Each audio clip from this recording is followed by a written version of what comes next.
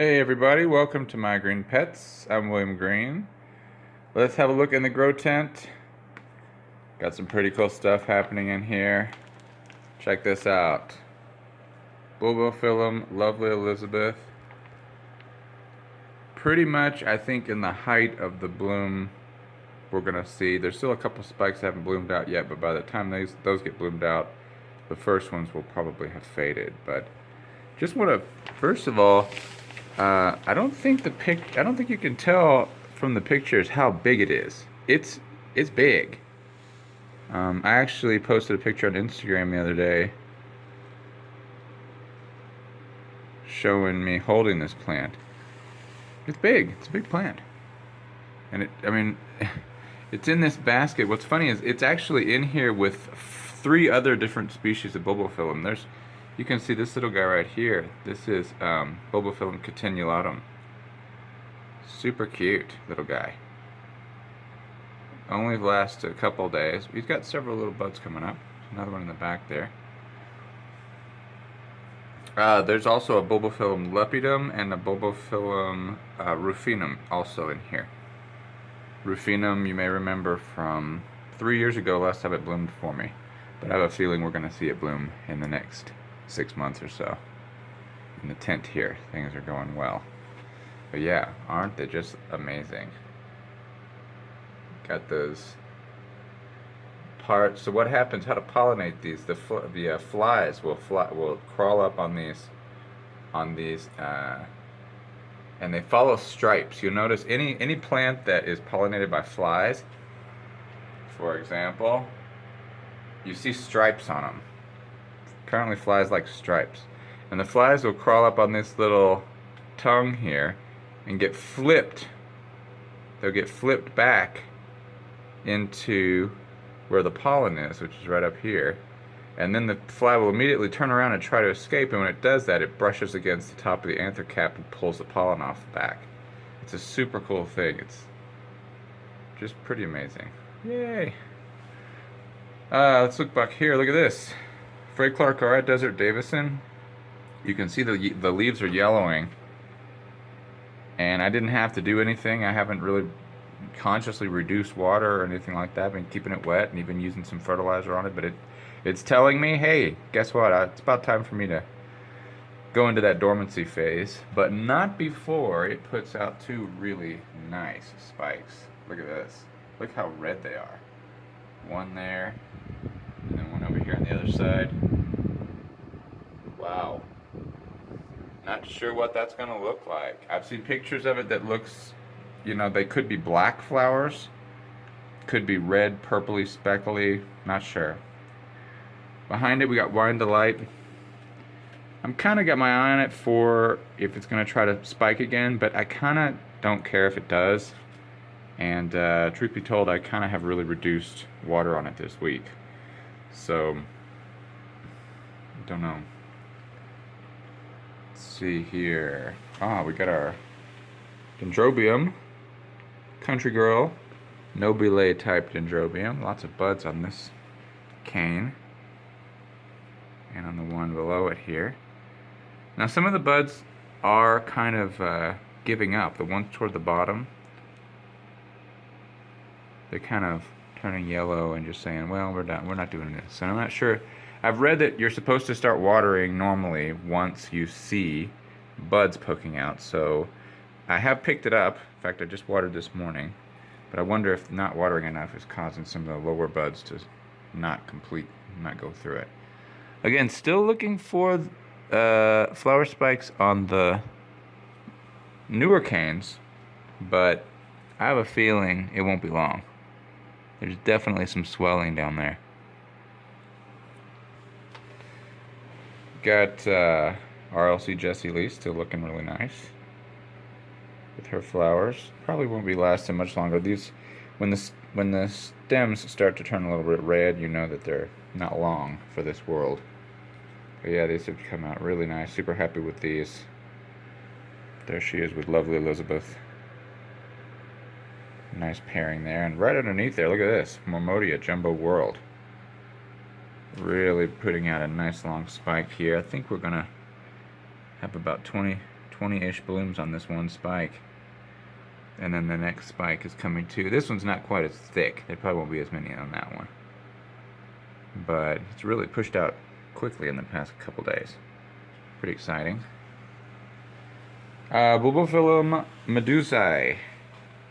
So, let's be honest, it's not supposed to do what it's doing. If it's going to bloom, the spikes aren't supposed to be this long. The spikes are supposed to get maybe, I don't know, this long or so, and then one day they pop out.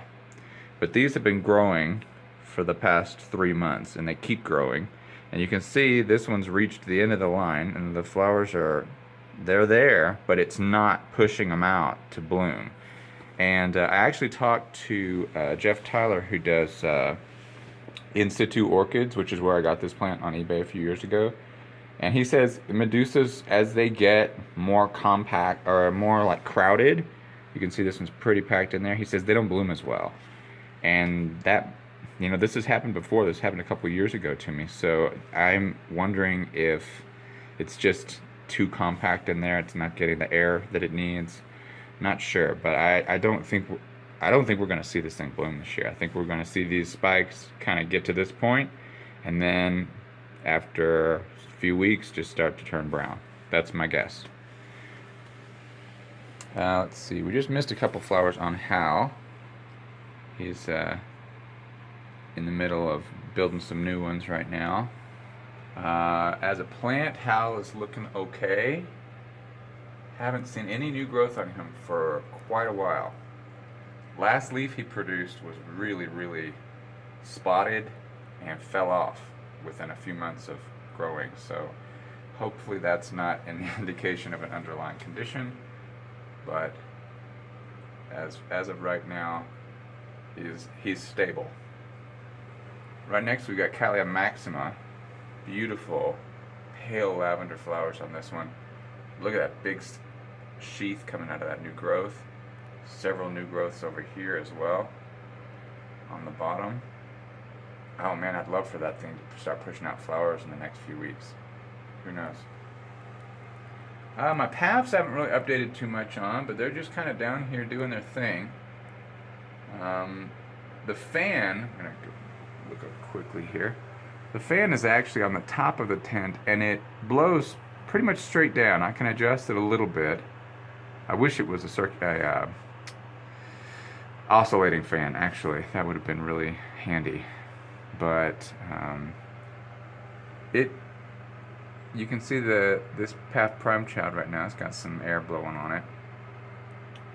It is down to 2 flowers. It lost one of its flowers this week, and this one I think is going to be going soon too. You can see that dark place on the bottom of the lip. But it's got some serious rot going on. The growth that is actually blooming right now has lost, I think, 3 or 4 leaves in the past few weeks, and the leaves are turning brown from the base of the plant and going outward. Now, if it was starting from the tip of the leaf and moving inward, it wouldn't worry me, but I'm wondering if that whole growth isn't going to rot off. I'm not sure. So that's why I've moved it back here. It's right under the air, getting lots of air, and I'm going to let it dry out a little bit. I saw a really interesting webinar on the AOS website from, if you want to check it out, if you're in the AOS, you can go to their website and check out the webinars, and it says just like all about paphs or how to grow paphs or something. And he was saying that he absolutely drenches the plants, but they also get tons of air, and the really important thing is air at the roots. And you can see in a plant with a pot this big, air at the roots could very well be a problem. So I do have holes all around the bottom and the side of that pot, but suffocating roots, not good for paphs. And he also says if your paphs are looking bad, just repot them. That's a lot of times that's all they need is just a repot. They don't like to be around. They don't like the roots to be in rotting media.